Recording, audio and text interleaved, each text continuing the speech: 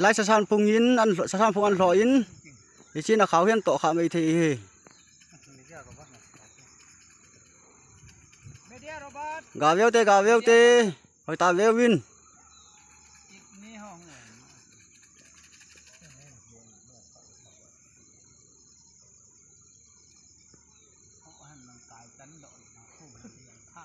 mol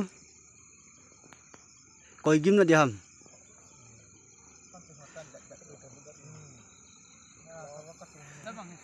chỉ hin phá đi tay gà veo tao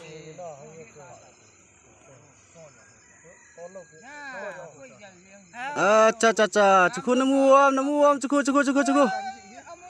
hey ha tí chọn tê cha